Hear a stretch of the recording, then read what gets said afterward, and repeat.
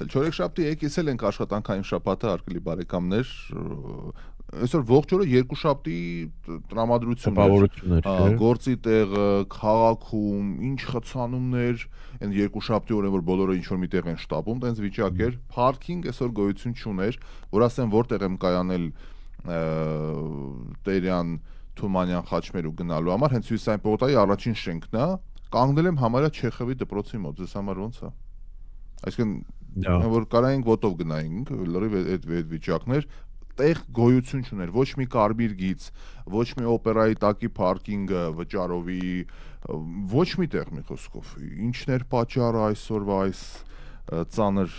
parking-ի չգիտեմ բայց ուսամ լոսում այդ խնդիրը գոնե մի քիչ մեղմ Ես ասեմ ուրեմն հետաքրքիր բան կա այդ իմաստով Միացյալ Լոս Անջելեսում ամենաշատ Traffic լինում է երեքշաբթի օրերը ու միջև հիմա չեն հասկանում թե ինչու Գիտեք ինչն է հետաքրքիր հիմա ասենք նույն քանակությամբ մեքենա է լինում փողոցներում ֆրիվեյների վրա բայց նույն քանակությամբ մեքենաները մի անգամ traffic է լինում մյուս անգամ նույն քանակությամբ traffic չի լինում Էական պատճառը չեն կարողանում հասկանալ Միացյալ Նահանգների մասնագետները անգամ չեն կարողանում հասկանալ թե ինչու նույն քանակությամբ մեքենան մեկ օր traffic է ստեղծում, մեկ օր բոլորովին չի ստեղծում traffic, այո։ Դա բոլոր մեգապոլիսների գլուխկոտրուկն է, շատերն են դրա մասին խոսում, մասնագետներ են գալիս ինչ որ հաշվարկներ են անում, էս են անում, բայց մեծ հաշվով սայլը տեղից չի շարժվում, ասում են ճանապարհներ է պետք, այն օրը քաղաքշինության վարչությունն էր Երևանում խոսում, ասում է վիճակը մեզ մոտ ավելի է վարդարանալու, որովհետև մեր քաղաքում հնարավոր չի նոր փողոցներ սարքել շրջանցող նորմալ ճանապարհներ չկա, որովհետև կեսը որտեղ ազատ է գերեզմանոցներ են, քաղաքի շուրջ բոլորը մի մասը աղբանոց է, մի մասը ուղղակի խիտ կառուցապատում, այսինքն են ազատ բաներ։ Դե այդ հարցը ի վերջո պետք է լուծվի։ Որտեղ գնալով մեքենաները շատանալու են, Երևանի տարածքը չի փոխվելու կամ շատ քիչ, փողոցները նույնն են, բայց տրանսպորտային միջոցները գնալով ավելանում են բնակչությունն էլ Մի քիչ երթևեկության կանոնները որ պահպանեն, այդքան օրհասական չի լինի, որովհետև այս խցկվելու, իրար չզիջելու, պահի տակ դեմը կտրվելու։ Դա իր հերթին, հա, դա էլ ավելորդ բան է բերում։ Բայց որ խնդրեմը կա, այդ ակնհայտ է էլի։ Ես պատմել եմ, չէ՞ մի քանի օր առաջ Օրբելի են ձեր տան մոտ որ կա, որ Բաղրամյանից հիմա թունելով է, չէ՞ Օրբելի մտնում, բետոնի խառնիչ մեքենան, բետոնամիշալքին եկել ու խցկվել մխրճվել էր մեջը կանգնել էր բոյը հերիք չէր արի ինքը ամբողջ բոյով պատկերացնում ես բետոնա խառնիչ այդ մեքենան ցեմենտ բետոնի մխրճվել լրվել էր թունելի մեջ այսինքն ինքը անգամ չգիտեր իր մեքենայի մեծությունը բարձրությունը այնտեղ նշան է դրած որ 3.5 մետր է բարձրությունը դրանից ավել չի կարելի բան եւ այտենց հա պատմություններ որ Ընդամենը մի հատ թունել է, էլի մեզ մոտ այնպես չի, որ վայ սա գիտեր, նա չգիտեր, բայց դու չգիտես, որ այդ մեքենան տեղ չի մտնելու, որովհետև առանց համապատասխան լայսենսինգի, ով ասես, ինչ ասես, ծանոթ բարեկամով հսկայական մեքենաներ են նստում քշում, դրա համար է ասես բաներ է տեղի ունենում, այսօր էլ ողբերգություն ու զոհերով վթար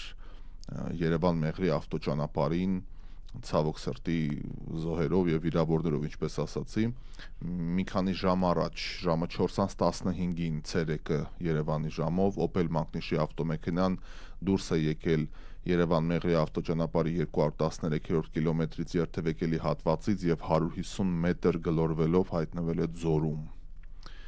Փրկարար ծառայությունից նշում են, որ ըստ նախնական տվյալների կան զոհեր, այս պահին 3-ի մասին են ասում, կան տուժածներ, կտրվի լրացուցիչ տեղեկություն հաջորդիվ, այդտեղ կադրեր կա անգամ, որ տեսնում ես ինչ վիճակով են հայտնվել, որ ասես ձյուն է, ձմեռ է եւ այլն չէ, նորմալ ճանապարհ, նորմալ եղանակային պայմաններ, չգիտեմ։ Լեսա, ես էլ էսպես։ Okay, ասեք, խնդրեմ։ Դատարանը կրկին արգելափակել է Դոնալդ Թրամփի վարչակազմի ծրագիրը Ամերիկայի ձայնը Voice of America մեդիա կազմակերպությունում հարյուրավոր աշխատակիցների աշխատանքից ազատելու վերաբերյալ։ Միացյալ Նահանգների շրջանային դատավար Ռոյս Լամբերթը կարգադրել է, որ Voice of America ավելի քան 1000 աշխատակից մինչև մարտի 23-ը վերադառնան աշխատանքի հրանգելով նաև վերականգնել միջազգային հեռարձակումը։ Իր որոշման մեջ դատավորը նշել է, որ Միացյալ Նահանգների գլոբալ մեդիայի գործակալության արտասահմանյան հեռարձակվող Voice of America-ի գործողությունը դադարեցնելու փորձերը անօրինական են։ Սեպտեմբերի Լամբերտը ժամանակավոր արգելք էր դրել կասեցնելով նախատեսված ազատումները։ Լավ ասա, Այսինքն կարող է անգամ հայաստանյան ծառայությունը վերադառնա։ Ես չգիտեմ, ենթադրում եմ, պետք է ենթադրել հիմա այնտեղ մի քիչ, որ ասում եմ մի քանի հազար աշխատակից, ըստ երևույթին բոլորի մասին է խոսքը։ Ուրեմն հետարքիր է ստեղծման մասին։ Նացիստական քարոզչությանը հակազդելու նպատակով 1942 թվականին հիմնադրված Ամերիկայի ձայնը երկար ժամանակ դիտարկվել է որպես Միացյալ Նահանգների արժեքները արտերկրում առաջ մղելու կարևոր գործիք։ Թեև իրավական մեխանիզմները կոչված են կանխելու քաղաքական ազդեցությունը դրա խմբագրման բովանդակության վրա, Թրամփը բազմիցս հակասություններ են ունեցել այդ մեդիայի հետ։ Եվ ասեմ ձեզ, 45 թվականի ֆաշիզմի դեմ հաղթանակից հետո Միացյալ ուժերի այս ամբողջը սկսեց աշխատել սովետական պրոպագանդային հակազդելու համար։ Եվ մենք սովետական տարիներին ապրողները շատ լավ հիշում ենք այդ օրերը, որ մի կերպ, որտեղ խաթարում էին ալիքը, որ մենք չկարողանանք լսել։ Այդտեղ մեծ բաներ էին, չէ՞, կառուցում, այդ գլուշիլկեք էին կոչվում։ Գլուշիցեր էին ասում, այո, որ չհասնի մեզ հայրենով մենք ինֆորմացիա ենք ստանում աշխարհից։ Այդ ինչ անտենաներ էինք հնարում, կապում էինք եսեմ ինչերին, օդապարուկով էինք թողնում օդ, որ կարողանանք լսել ներողություն, թե ինչ է կատարվում աշխարհում։ Հիմա իհարկե դրա կարիքը այդքան չկա այդ իմաստով, բայց բոլոր դեպքերում դա հիմա ռուսական քարոզչության դեմ է, էլի մեծ հաշվով տրամաբանությունը իհարկե ինֆորմացիան ազատ է, բայց եթե համեմատես ինչ է կատարվում, օրինակ մենք այս թեմային անդրադարձել ենք, երբ որ նոր փակեցին Ամերիկայի ձայնը, երբ որ փակեցին մեկը, ասենք, հայկական տիրույթում, փաստորեն մեկ ամերիկյան, էլի պրոպագանդա թոլինի քչացավ, բայց ռուսականները նույն դոզայով, նույն չափաբաժնով գործում են, եւ հիմա մանավանդ այս նախընտրական շրջանում, ովքեր ունեն այդ հասանելիությունը, մի հատ ընկերներ հետաքրքրության համար մուտք գործեք ու տեսեք, թե ինչ ահավոր աստիճանի պրոպագանդա է գնում Հայաստանի ու ներկայիս իշխանության դեմ։ Առանց գնահատականների, ով ում կողմից է բան, տեսեք էլ ոնց են խոսում Հայաստանի պետության, պետականության, ժողովրդի եւ մի խոսքով իրավիճակի մասին։ Պաստորեն Եվ հենց այդ մասին հունիսի 7-ին կայանալիք Հայաստանի ազգային ժողովի ընտրություններից առաջ Մքքեյնի ինստիտուտը գնահատական է հրապարակել, որը կազմվել է ինստիտուտի գլխավորած Հայաստան կատարած առաքելության ընթացքում, որը ֆինանսավորել է լավ կարևոր չի։ Առաքելության կազմում ընտրություններին Հարավային Կովկասի արտաքին վնասակար ազդեցության եւ ժողովրդավարության մասնագետներ։ Հələ դուք մասնագետ զգացեք։ Հարավային Կովկասի արտաքին վնասակար ազդեցության եւ ժողովրդավարության մասնագետներ։ Հանդիպման նպատակն էր գնահատել ընտրական միջավայրը եւ բացահայտել վտանգները կապված առաջիկա ընտրությունների ողջականության հետ, որպեսզի այդ տեղեկությունները հասանելի լինեն Միացյալ Նահանգների քաղաքականություն մշակողներին եւ հանրությանը։ Առաքելության գլխավոր եզրակացություններից մեկն այն է, որ հայ առաքելական եկեղեցին ընտրություններից առաջ կարևոր քաղաքական դերակատար է։ Եկեղեցին, որն իր երկարատև պատմական եւ մշակութային հանգամանքների շնորհիվ վայելում է հայ ժողովրդի լայն աջակցությունը, ղեկավարվում է կաթողիկոս Գարեգին Երկուսը, որն ակտիվ արշավ է վարում ներկա վարչապետ Նիկոլ Փաշինյանի դեմ նշված է զեկույցում։ Մյուս եզրակացությունն էլ այն է, որ Հայաստանի պետական մարմինները չունեն բավարար ռեսուրսներ, որպեսզի նախընտրական շրջանում արդյունավետ կերպով դիմակայեն Ռուսաստանի կողմից իրականացվող հիբրիդային սպառնալիքներին եւ քաղաքական դերակատարների կոռուպցիային։ Ահա պատկերը ձեզ մեր ընտրությունների բարեկամներ։ Հետարքիր այդ զեկույցը ներկայացրեցին, օքեյ, բայց դա ուղղակի զուտ ինֆորմացիա, որ իմանանք, թե ինչ որ մի աջակցություն կլինի կամ ինչ որ քայլեր աջակցությունը այն Եվրոմիության այն մյուս թևն է անում, չէ, որ բան է ուղարկում, հատուկ խումբ է ուղարկում օգնելու համար Հայաստանին։ Բայց դե գիտեք ինչքան էլ օգնեն, սրանք շատ ուժեղ բան է, պրոպագանդան էլի։ Շատ փողեր են մեծ ծախսում։ Հոգևորականներից խոսեցիք, դատախազությունը պահանջում է Գալստանյանից, Բագրատ Գալստանյանը, Տաշիրի որտեղ չէ տաշրի չկներեք Տավուշի այդ առաջնորդը որ ցույցերով բանով եկավ 400,000 դրամով օտարված տարածք այդ թվում զորանոցը այսինքն $1,000 զորանոց են հիմա դու հոգևորական մարդ ես բա եղբայր հայրենիք ես փրկում տեր ես աստուն ես նվիրեք քո անձն ու քո ինքնությունը ինչ զորանոց ինչ հողեր բա ինչի դա պետք չէ մեծ հաշվով բայց արի ուտես որ ոչ Գլխավոր դատախազությունը պետական շահերի պաշտպանության հայց է ներկայացրել ահաբեկչության փորձի համար մի քանի ամիս արդեն կալանավայրում գտնվող Վազգեն ու ինքը Բագրատ Գալստանյանի դեմ Դատախազությունը տեղեկություն է հայտնում, որ գլխավոր դատախազությունը հաստատում է հայց ներկայացնելու պահանջը, մանրամասնելով, որ գլխավոր դատախազությունը պահանջում է 2017 թվականին Գալստանյանին 400,000 դրամով, այսինքն մոտ $1,000 օտարված հատուկ նշանակության տարածքը, այդ թվում զորանոցը վերադարձնել Հայաստանի Հանրապետությանը։ Հիմա այստեղ հարց է առաջանում կրկին Աստծուն նվիրած իր կյանքը նվիրել Աստծուն, հոգևոր վեհ գաղափարներին եւ այլն զորանոցը ինչին է պետք հատուկ նշանակության տարածքը ինչի են օտարել չէ պետք է ապրես չեմ ասում ճգնավորի կյանքով բայց համեստ բանով բայց չէ իր մեքենան իր տունը չէ տեսել եք այդ ասում են ինչ է վարձով իր խոսելու ձևը այդքանից հետո ես զարմանում եմ դեռ մարդիկ կան որ հավատում են իրանք իսկապես եկեղեցական են այսինքն այդ անում են ժողովրդի համար կամ բանի ծիծաղելի է ուղղակի էլ ինչ անեն որ մենք հասկանանք թե իրենք ովքեր են էլ եւ ինչով են զբաղված որ ավելի հերոյ են այդ ամեն ինչից քան ցանկացած Հայաստանի քաղաքացի ավելի հավատացյալ ու ավելի պարկեշտմարդա քան իրենք այդ արդեն լրիվ հասկացանք է տեսնենք ով է միացել զանգ ունենք վաղուց զանգ չենք ընդունել այո բարև ձեզ ահա հիմա լսում ենք բարև ձեզ բարի լույս ձեզ բարի օր բարև թեմա եք շոշափում առաջիկա ընտրությունները իսկապես սարսափելի պայքար է չարու եւ բարու մեջ ես կարող եմ այսպես ասել եւ իսկապես այնքան աննշան անտեղից դուրս եկած լրատվամիջոցներ կան որոնք որ չգիտես որտեղից ինչ կեղծ լուրեր են տարածում կոպիտ ասած իշխանավոր падգամավորներին այնպիսի հարցեր են տալիս որ երբեմն նույնիսկ իրենց փոխարեն ես անհարմար զգում որ կարող են այդպիսի հարցեր տալ կարող են Անահիտ Ավանեսյանին հարցնել ինչ եք մտածում ցեղասպանության այդ աշխատակցի մասին մի խոսքով իսկապես պայքարը ուժեղ է շնորհակալություն ձեր հաղորդմանը որ շատ հետևորդներ ունեք եւ հույսով եմ ձեր առաջարկությունները ձեր խելացի բացատրությունները գոնե մարդկանց կհասկացնեն որ այո այսօր մենք ճամփաբաժանի մեջ ենք գնալու ենք դեպի խաղաղություն դեպի ինքնիշխանություն թե նորից հետ ենք վերադառնալու այն ժամանակները երբ վախեցած ապրելու ենք ինչ էլ որ ուզում է լինի Ես հույսով եմ, որ մեր ժողովուրդը Հայաստանցին կկարողանա ճիշտ ընտրություն կատարել եւ այդ գործում բոլորիս դերը մեծ է։ Ես խնդրում եմ իմ հարազատներին, դուք բնական է ձեր ընկերներին, որ լավ լինի մեծ համար, բոլորիս համար։ Շնորհակալություն լսելու համար։ Ձեզ լավ որ հարգելի ես, շնորհակալ եմ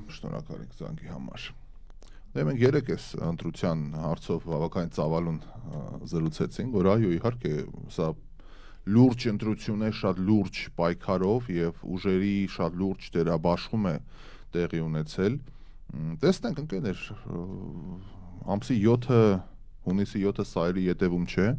Հիմա չարու բարու ձևակերպում չեմ կարող եթերում ինձ թույլ տալ ասել, բայց այն որ պետության եւ ազատ աշխարհ մուտք գործելու եւ ծայրագավառության եւ բռնապետության միջև է, գողապետության միջև է լինելու ընտրությունը, դա ոչ թե իմ գնահատականը, դա պարզ է։ Ինչ ուժեր են պայքարում, դա պարզ է։ Մի ուժերի օրոք 20 տարի են ապրել իր բոլոր հետևանքներով, մյուսն էլ դրածոներ են Կրեմլից, մարդ Կրեմլի հետ հույս կապի, դա էլ չեմ հասկանում։ Դրա համար, չգիտեմ, դուք եք ընտրելու, մենք ամեն մեկս մեր հերթին մեր փոքրիկ քվեարկություններով կերտելու ենք այն երկիրը, որում ցանկանում ենք ապրել։ Ոչ բան չեմ կարող ասեմ։ Բարդ է։ Վլադիմիր Գասպարյանի որդու նկատմամբ քրեական հետապնդում է հարուցվել թեմայի շարունակությամբ։ Երեք չի առաջի օրը հանրային հետապնդում է հարուցվել նախկին ոստիկանապետ Վլադիմիր Գասպարյանի որդու Վլադիմիր Գասպարյանի նկատմամբ տղաումն էլ է Վլադիմիր Վլադիմիրիչն է Okay զինվորական ծառայությունից խուսափելու հոդվածն է այստեղ գործում Դատախազը 2026 թվականի մարտի 16-ին հանրային քննիական հետապնդում է հարուցել 2004 թվականի մայիսի 1-ին ծնված Վլադիմիրի Գասպարյանի նկատմամբ այսինչ հոդվածներով եւ զինվորական ծառայությունից խուսափելն է ինչպես ասացինք երկրից չբացակայելու արգելք է դրված այսքան Այս նախկին ոստիկանապետը չէ էլ բան չմնաց որ չանի այմար էլ կնոջը բերեց աշխատավարձ տվեց առանց էլ աղջկան ձևակերպեց այդ ինչ որ գիտենք մենակ ինչ որ գիտենք եւ գիտեք ինչն է այդ արքին ինքը ավարտել է Երևանի Թատերական ինստիտուտի ռեժիսորական բաժինը ֆակուլտետն է հա կուրսն ավարտել Մազմանյանի Արմեն Մազմանյանի ես մի քանի անգամ շփվել եմ պարոն Գասպարյանի հետ ինքը ֆանտաստիկ արտիստ է իրոք ես կարծում եմ եթե ճակատագիրը իր ձև գնար մենք ունենայինք շատ լուրջ լավ դերասան լավ իմաստով եմ ասում, սա որպես ծաղր կամ բան հանկարծ չդիտարկեք, ինքը նենց բաներից է խոսում, մեկ աստվածաշնչից կմեջ բերի, մեկ կրոնից, մեկ ինչ-որ գրքից, մեկ բան սենց, ու այդ ամբողջ կերպարանքով ոստիկանապետ, ես ոստիկանապետ եղած ժամանակ եմ շփվել, այդ սթափվեք գժուկներ արտահայտությունը ընդհանրապես թևավոր խոսք է, ես իմ տեսակի դեմ չեմ ընդվզի, ես իմ տեսակին չեմ քշի, երբ որ Բաղրամյանը փակել էին ժամանակին ցույցերի շրջանակներում չգիտեմ, երբեք չէի մտածի, որ այսքան բան կա այդ մարդու տակ, որտեղ միշտ չեմ ասի ինչ որ այնց հրապուրված եմ եղել իր ինչ-որ գաղափարներով կամ այսի միջով, բայց համենայնդեպս շփման մեջ շատ ջերմ ու հանգիստ մարդ է եղել, բայց արի ուտես ինչեր կա այս ամեն ինչի տակ, ցավոք սրտի։ Դա, էլի։ Ես Էդգար Ղազարյանը զրպարտել եմ Արեն Սիմոնյանին Ներողություն խնդրեմ Ղազարյանը ներողություն է խնդրել Սամվել Կարապետյանի համախոհների շարքը համալրած Էդգար Ղազարյանը դատարանի որոշմամբ ներողություն է խնդրել ազգային ժողովի նախագահ Ալեն Սիմոնյանին վիրավորելու եւ զրպարտելու համար Ուրեմն տեքստում ասված է ես Էդգար Ղազարյանը զրպարտել եմ Ալեն Սիմոնյանին 06/09/23 թվականին Facebook սոցիալական կայքի անձնական էջում կատարել եմ հրապարակում Ալեն Սիմոնյանի վերաբերյալ։ Հայտնում եմ, որ իմ ներկայացրած փաստերը չեն համապատասխանում իրականությանը եւ ես զրպարտել եմ պարոն Սիմոնյանին։ Սիպել է ներողություն խնդրել, այսքան բան։ Կարծես զանգ ունենք, տեսնենք ով է միացել։ Բարև ձեզ։ Բարև ձեզ, բարև ձեզ։ Բարև։ Ծառքիսն է, ես ձեր հաղորդումն էի լսում, ուզում էի մի երկու տենցի բան ասել։ Ճիշտ է, իմ մոտ տենց հարց առաջացավ, ասի, այս ոնց եղավ, որ սենց սաղ դառան, ասենք մի արդեն մի ինչքան ես գիտեմ մի 15 կամ կուսակցություն կամ մարդ ու որոշել են, որ պետք է փրկեն Հայաստանը, հա, սենց ու գալիս եմ եզրակացության, որ բոլորը սպասում էին, որ այս Ղարաբաղը սենց լներ, հա, որ մենք Ղարաբաղը կորցնեինք որտեվ հիմա արդեն ու գիտեն իրանք որ արդեն այս պարագայում Հայաստանի զարգացումը իմ կարծիքով լինելու է անխուսափելի, հա, ասենց ասած, այսինքն Հայաստանը զարգանալու է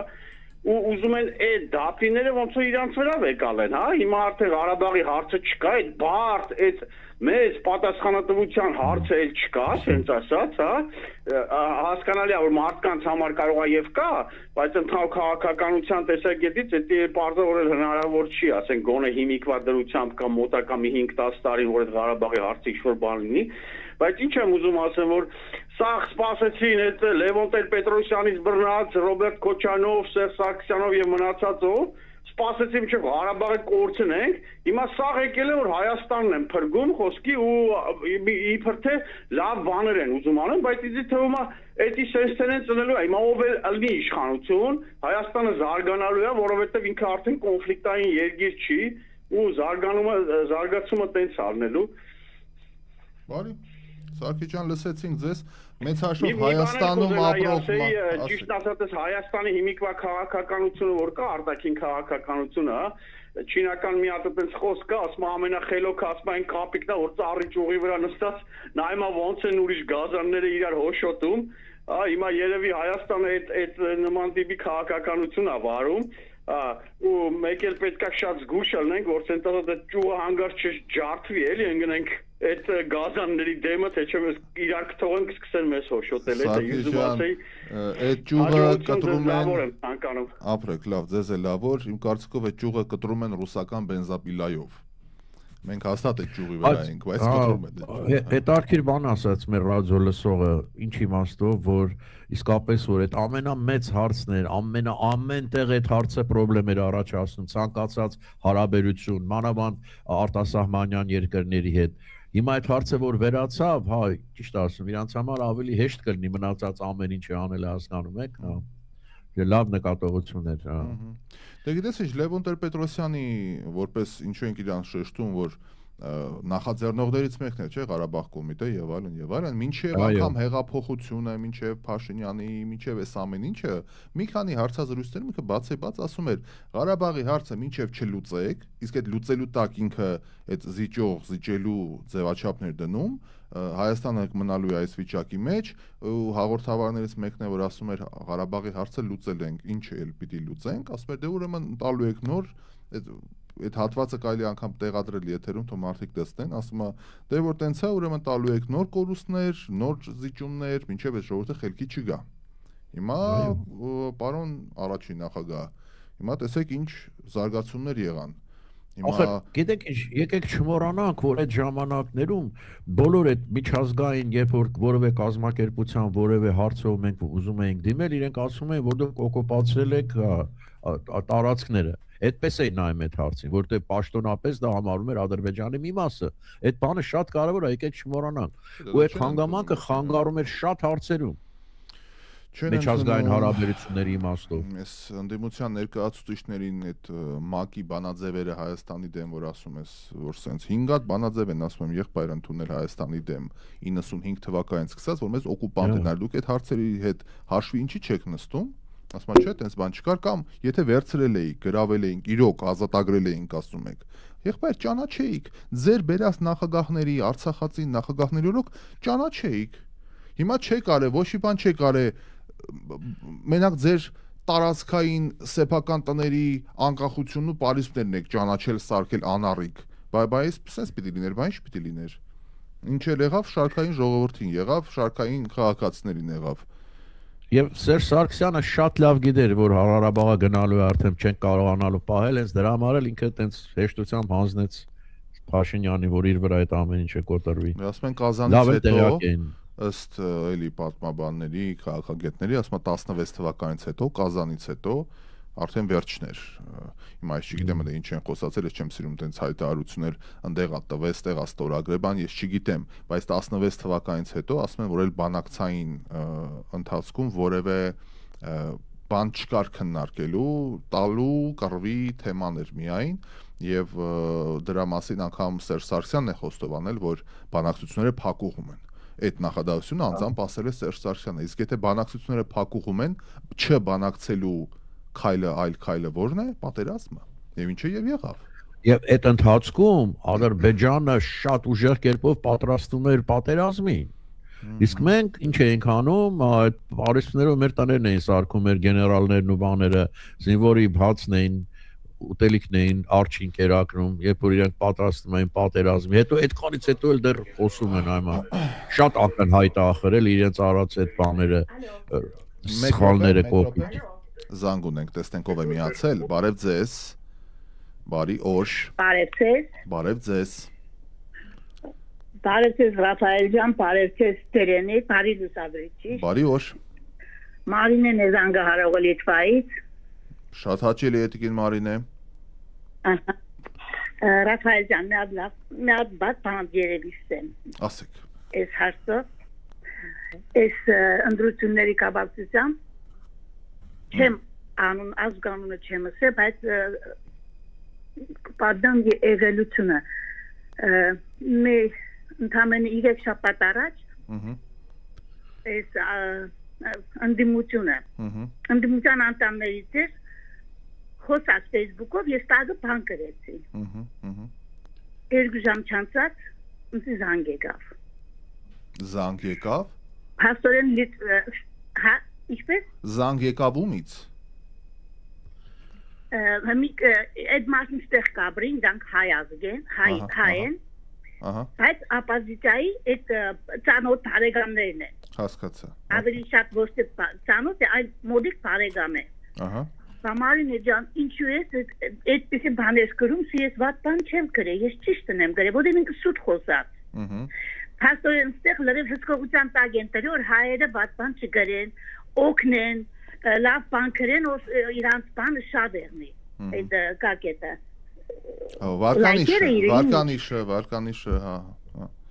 Վարկանիշը, այո։ Ու ես վատ բան չեմ գրել, ես ճիշտն եմ գրել։ Ճիշտ է կոպիտ չխոսած շատ խնդրեց որ հանգարտ չեղնի չիմանամ ավելնով նորից բաներ գրել պետք չէ Փաստորեն սեր մաստիկ էլ բարեկամներ որտեղ Եվրոպայում որտեղ ինչ բարեկամ ունին իրանք հսկողության տակ գտնեն որ մաստիկ վատ բան չգրեն իրանք հասկացա ու ես պրոստը զարմացած եմ թե ինչքան մենք մեր մեջ ինչքան թշնամի ունենք դասից մենք չպետք է սպասենք թշնամիներ մեր թշնամին մեր մեջն է Դա դարերով է ապացուցված Տիկին Մարինե կարծում եմ, այնպես չի որ նորություն է փոխվում։ Այս կամպան ուղղակի ես զարմացած եմ, էլի որ մարտիկ ապրելով Եվրոպա։ Ինչպես չի լսվի թե։ Չէ, մենք ձեզ ենք լսում, Տիկին Մարինե, ամփոփեք ձեր խոսքը։ Մարտիկ ապրելով Եվրոպա, ինքն միջայլուց Ռուսաստանի քաղաքացի է։ Մարտիկ ապրելով Եվրոպա չեն ուզում այս լավ կյանք իրանք էլ Հայաստանի հայերն է բայել են։ Իսկան բանը գուզեի, ինքան որ ես էլիքս եմ, ստեղ շատ մարտիկ կան որ լրիվ հսկողության տակ են հայերը ստեղած։ Իրանք կողմից իհարկե։ Լավ Տիկին Մարինե, շնորհակալ ենք զանգի համար, լավ որ ձեզ, լավ եղեք։ Մերսի որ տեղեկացրեցիք, դե բացարձակ չեմ զարմանում, որտեղ բազմաթիվ են այդ պատումները, այն հնարավորությունները եւ այն միլիոնները, որ ներդրված է այս արշավի մեջ, վերահսկելը որն է, հետեւում են ամեն քայլին, ամեն բանին, այդ ֆեյքերի ճամբարը, մի խոսքով, կասկածից վեր անգամ։ Մի քանի ժամ շարունակված լռությունից հետո Թեհրանը պաշտոնապես հաստատեց, որ Իսլամական Հանրապետության ազգային անվտանգության ղեկավար երկրի փաստացի առաջնորդ Ալի Լարիջանին սպանվել է։ Հերքում էին, քանի Այո։ 67-ամյա Լարիջանին Իսրայելի ու Միացյալ Նահանգների հարվածներից սպանված երկրորդ ամենաբարձրաստիճան պաշտոնյանն է Գերագույն առաջնորդից հետո։ Պրագմատիկ եւ չափավոր տոնով հայտնի Լարիջանին Այաթոլլահ Խամենեիի մերձավորներից մեկն էր համարում եւ մեծ ազդեցություն ուներ բանակում, լրատվամիջոցներում եւ օրենսդիր մարմնում տասնամյակների փորձառության շնորհիվ։ Անցած տարի Իսրայելի եւ Միացյալ Նահանգների հետ Իրանի 12-օրյա պատերազմից հետո նա նշանակվեց ազգային անվտանգության գերագույն խորհրդի ղեկավար։ Ավելի ուշ Լարիջանի ներգրավեց նաեւ դիվանագիտական ասպարեզում վերջին ամիսներին նա պարբերաբար այցելում էր Օման եւ Կատար, որտեղ Իրանի անուղակի բանակցություններ էր վարում Միացյալ Նահանգների հետ։ Էս էլ գնաց, բայց այ մարդ ինչ տարօրինակ բան է, չէ, ես նման նախադեպ չեմ հիշում պատմության մեջ, որ մի երկիր մյուս երկրում ում ուզենա կարողանա սպանել։ Ղեկավարին, երկրորդ մարդուն, գիտնականներին, երկու երկրի մասին շատ բան է ասում, եւ Ավանի եւ այն մյուսի։ Նրանք այդքան կան, նրանք այդքան չկան, այդ է խոսում։ Դուք պատկերացրեք, այսքանից հետո իրանք այս Լարիջանին ոնց էին պահում, ոնց էին բանանում, ինչ գաղտնիությամբ, մաքսիմալ որ կարող են անել, որտեղ գիտեին, որ համար մեկ թիրախն է, ուրեմն էլի չկարողացան փաստորեն պաշտպանել են։ Դե եթե դու քո երկրում քո ղեկավարին չես կարողանում պաշտպանել հարձակումից, ինչի մասին է խոսքը։ Դե պատկերացրեք արդեն տարբերությունը, էլ ինչա կատարում։ Կանկելի մեր խնդիրներին Ղարաբաղից տեղահանված 34576 անձ, թիվը ուշադրություն դարձրեք, 34576 անձ արդեն ստացել է Հայաստանի Հանրապետության քաղաքացիություն, ասվում է ներքին գործերի նախարարության հաղորդագրության մեջ։ Խոսելով քաղաքացիություն շնորհելու գործընթացի տեմպերից, նախարարը նշում է, որ եթե անցած տարվա առաջին կիսամյակում ընդամենը 4000 դիմում է եղել, ապա այս տարվա 2.5 ամսում այդ թիվը արդեն գերազանցել է 5000-ը, այսինքն բավականին մեծ թիվ է կազմում, արագանում են տեմպերը, դե կարծում եմ այս 34 ու ավել հազարը ընտրության հետ կապված եւս որոշակի հայացքներ կունենան։ Խիստ կասկածում եմ, որ իշխանությանն են ընտրելու, բայց ապրենք, տեսնենք, այսինքն լուրջ թիվ ենք էլի խոսում 34000-ը։ Okay, զանգ ունենք էլի։ Լսենք ռադիո լսողին, տեսնենք ով է միացել։ Բարի օր։ Բարև ձեզ։ Այո, բարև ձեզ։ Բարև ձեզ, Ռաֆայել, ո՞նց եք։ Լավ։ Լավ, ես կներեք մի բան արտահայտվեմ ձեզ, խոսակցության մեջ Դերենիկը ասում էր, միգուցե այդ մարդիկ չեն հասկանում։ Հասկանում են Մոլորյալին կարելի է սովորացնել կամ թողել իր փորձի վրա, բայց այս ընտրությունները ցույց են տալի մեր ազգի որակը, ինձ թվում է, այդ որակը ունենք, որ այդ երկիրը սկզբանե ունենալով կորցրել են ընկել այսօրը։ Ու զարմանալին այն է, որ այդ ամբողջ աշխարհը տերում է մեր կառավարությունը չէ, որ դրանք ազգի թշնամի են, դրանց հետ ռադիկալ մեթոդներ է պետք կիրառել։ Ոչ թե կոնկուրսում հաղթահարելու եսի ինչ-որ բաներ։ Ռադիկալ ասելով ինչ կամ ավելի կոնկրետ նկատի ունեք օրինակ։ Ինչը դերենիք կներեք։ Ռադիկալ որ ասում եք, ավելի կոնկրետ ինչ նկատի ունեք։ Եկալ փակեց սուտ լուրերի համար, եղել մեկ էդի։ Երկրորդը Քոչարյանի դատել բերեգավոր տանելու համար, որ մեղրի համար ինքը ասում է Ալիևն առաջարկել, թեկուզ առաջարկել է, դու ինչ իրավունք ես ունեցել դրա մասին ընդհանրապես բանակցես։ Էդի պետք է տեղում մերժվեր։ Հենց դրա համար իրան սռոք ասում կարան դատել։ Չգրանց են այդ բաներին, դեմոկրատիան դնեն մի կողմ, այսօր երկիրը վերջնելու հարցը։ Ես այդպես եմ կարծում։ Ու այսօր ունիկալ է այն բանը, որ սաղ ազգի թշնամին ու սորթը վատ երևում անուն ազգանունով դեմքով բանով։ Բացի Երևանը մի կողմ քաղաքականությամբ են զբաղվում, այդ է ամբողջ հարցը, էլի, այդ որակները։ Գիտեք, ինչ կա, ամեն ինչ կարելի անել, ասա քաղաքականությամբ եմ զբաղվում։ Դու ազգակործան բանով ես զբաղվում, ուզում ես քաղաքականություն հաշվի, ուզում ես գիտական ինչ-որ նորաձևություն։ Անուն տար կարելի ամեն ինչի, բայց արածը երևում է, ինչ պետք է անեն, պարզ երևում է։ Նույն Քոչարյանը իմանալով, որ ազգը Իրանից զզվում է, եկավ պրեմիեր, ինչ պետք է անի այդ ազգի համար։ Հələ իսկազնարանը կարդ բաղաշա ունեցել, բերեցին պարքով պատվով։ Ես այդ լրիվ համաձայն եմ, այդ ձեր գնահատականին։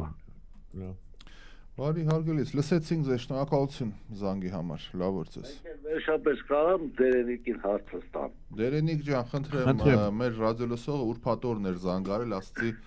հարցերը առանց Դերենիկի ես չեմ քննարկի, խնդրեմ։ Դերենիկը ձեզ լսում է։ Հա, գիտեք Դերենիկ ջան, մի բան եմ ուզում ասել, դուք ռադիկալ իսլամի կողմից եք, ես դրա կողմնակից չեմ, ընդհանրապես ռադիկալ։ Բայց ասենք ձեզ հարց աշխարհում ամենա ապելություն սերմանող դեպի կին արմատը որ ռելիգիոզի ֆանատների մոտ է։ Լավ, ճիշտ չլսեցի, չգիտեմ, հարցը լավ չլսեցի։ Միատել կասեք չէ։ Դուք խոսում եք ռադիկալիզմի մասին Պարսկաստանի։ Ասում եք եւ այլ այս պայմաններում են։ Հիմա հարց, ապելությունը որպես կին արմատ, զզվանքը որպես կին արմատ որ ազգի ռելիգիոզի ֆանատիկների մոտ է, էդի արտահայտվում ավելի բարձր։ Որպես կին արմատ։ Այսինքն կնոջ նկատմամբ էլի կամ մի որպես կին կնոջ նկատմամբ, ասենք դուք գիտեք որ խասիդները, օրինակ, կնոջ վրա պրոստին են գցում բազմանալու համար, որ մարմինը չկպնի կնոջ, համարելով որ դրանք մարդ չեն։ Ես գիտեմ դա լսել եմ որ օրթոդոքս հրեաներն են նման բան։ Մեծ հարգանք կա։ Հիմա այս ամեն ինչի հետ մեկտեղ ինչ եք ուզում ասել նկատի։ Չէ, ուզեմ ասենք Իրանի դեմ պայքարը էդի ռեսուրսների պայքարը, ոչ թե ժողովրդին ազատություն տալու եւ այլ։ Ու այդ Տրամպը իստում է Էփշտեյնի ցուցակում լավ առաջի տեղերում է, դրա համար լավ կարող են քթից քաշեն օգտագործել։ Որը լավ բանից չի հանգեցնի, ես կոնկրետ մեկը Հայաստան է, ու ես կռիվը սկիզբն է։ Հենց ալիք կարող է բարձրանալ, որ մենք կորենք։ Ապրենք, տեսնենք, հարգելի, շնորհակալ ենք զանգի համար ձեզ, լսեցինք, շնորհակալություն։ Մերսի ձեզ էլ ամենայն բարիք։ Տեսեք ինչ հետաքրքիր է, հիմա իր որ մեր ռադիո լսողը նկարագրեց, բաներ ընդդիմության մասներ խոսում ով են ինչ են ես լրիվ համաձայն եմ բայց երբ որ ինքը ասում է պետք է ժամանակավոր դեմոկրատիան դնել մի կողմ սրանց հարցը լուծել հետո հետ բերել դեմոկրատիան ես դրա հետ համաձայն չեմ որտեղ ես չեմ կարծում որ դեմոկրատիան այնպեսի մի բան է որ երբ որ պետք չի հանես երբ որ պետք է հետ բերես հասկանում եք դեմոկրատիան կամ կա կամ չկա ով որ հանեց էլ ինքը չի բերի այդ վերջացավ արդեն հա եթե այդ մարդը ով որ հանում է դեմոկրատիան ինքը չի կարա բերի ես պարոն Փաշինյանին ասել եմ եթերում եմ կրկնում երբ որ ասում են պարոն Փաշինյանը ժողովրդին վերադարձրեց ժողովրդավարությունը այստեղ համաձայն չեմ ենք այդով որ ժողովրդին չի պատկանել իշխանությունը Հայաստանի Հանրապետությունում վերադարձնել կարող ես մի բան, որը ժամանակին պատկանել է, իր ձեռից խլել են, դու վերադարձնում ես։ Ինքը չի վերադարձրել, ինքը տվել է իր պատկերացրածով։ Եվ դրա համար այս վիճակի մեջ է, այսինքն ժողովուրդը ստեղծել է ինքը դա։ Հա, ինքը չի վերադարձրել, ինքը իր պատկերացմամբ ժողովրդավարությունը ոնց որ պատկերացնում է, այդ ստեղծել է։ Դրա համար, երբ որ ինչ-որ մեկը կառարկի, ես կհարցնեմ, կասեմ, իսկ երբ է ժողովրդավարություն Հայաստանում, հայ մարդը երբ է ապրել խորհրդային միություն էր, դրանից առաջ Լևոն Տեր-Պետրոսյանի օրոք էր ժողովրդավար, որ ընտրությունները կեղծեցին ջարդ ու փշրով, Ռոբերտ Քոչարյանի օրոք էր ժողովրդավարություն, մարտի 1-ով եւ հոկտեմբերի 27-ով եւ մնացած դեպքերով Սերժ Սարգսյանի օրոք էր ժողովրդավարություն, որը թե դրանից առաջ Դաշնակցության օրոք էր բան դեմոկրատիա, որ Անդրանիկին եւ մնացածներին պաշտոն չտվեցին, որովհետեւ իրանց այդ թուր թվանքի մեջ էր Թովմաս Նազարբեկյանը սովից մեռավ Թիֆլիսում, թե դրանից առաջ որ պետականություն չկար։ Այսինքն չեն վերադարձրել ժողովրդին։ Իրանց պատկերացմամբ ստեղծել են ժողովրդավարություն, լավ թե վատ այդ։ Մնացածը արդեն Մեր ռադիո լսողը մի բան էլ ճիշտ ասեց, այս շարունակվող պատերազմի ազդեցությունը Հայաստանի վրա իսկապես շատ մեծ ազդեցություն կարողանա եւ խնդրեմ մեր բանը ուրեմն Պապիկյանը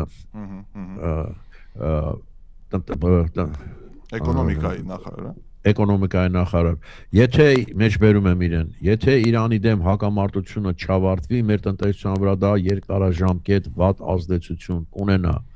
Նա հույս է հայտնել, որ Իրանի շուրջ ռազմական զարգացումները կարճաժամկետ կլինեն, այդ դեպքում Հայաստանի տնտեսության վնասները կլինեն հնարավորինս քիչ։ Վնասներ ակնհայտորեն հիմա էլ կան։ Որոշ ապրանքների գների բարձրացման տեսքով մենք տեսնում ենք, որ կան գնաճային ռիսկեր։ Նաև որոշ ապրանքների արտադրության համար Հայաստանը հումք է ստանում Իրանից։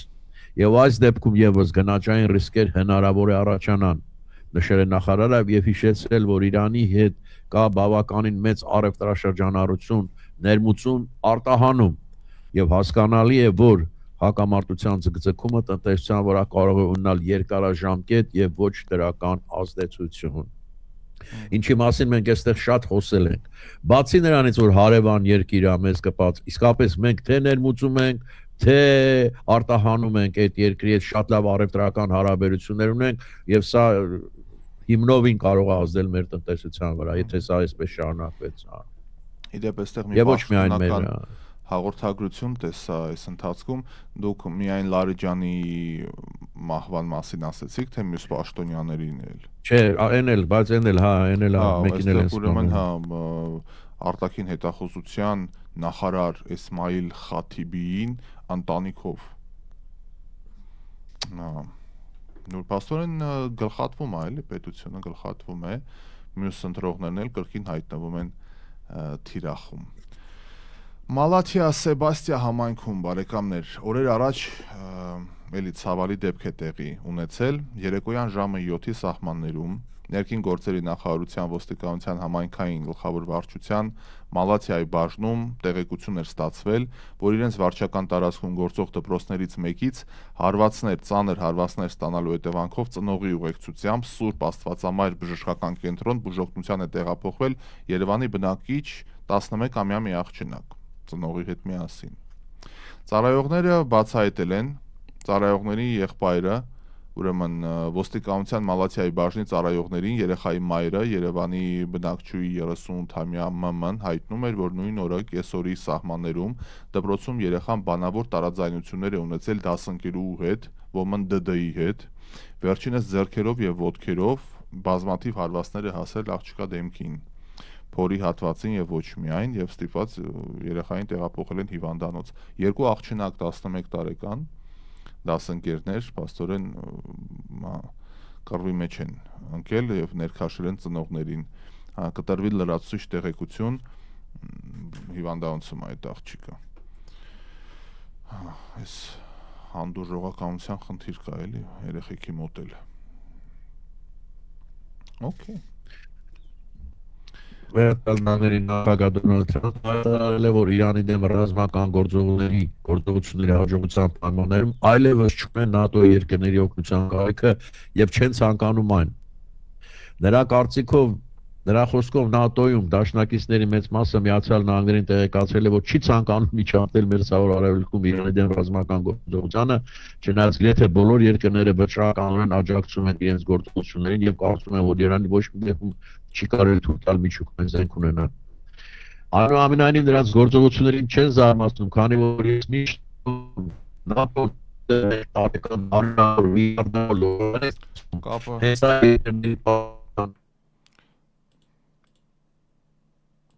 Դերենիկի հետ կապը ընդհատվում է, այս պահին եկեք ուրեմն մենք մեր գովազդային դադարին գնանք, մինչ այդ հասկանամ թե ինչու է դերենիկի հետ կապը ընդհատվում, հեռու չգնանք, եկեք շնորհակալություն հայտնենք մեր գործընկերներին, որ մեզ հետ են, մեր կողքին են եւ նաեւ այսօր մեր նոր գործընկերին ենք ողջունելու, ով միացել է մեզ, դրա մասին ավելի մանրամասն հաջորդիվ, հեռու չգնանք, մեր գործընկերներին ասենք շնորհակալություն, վերադառնանք եւ շարունակենք։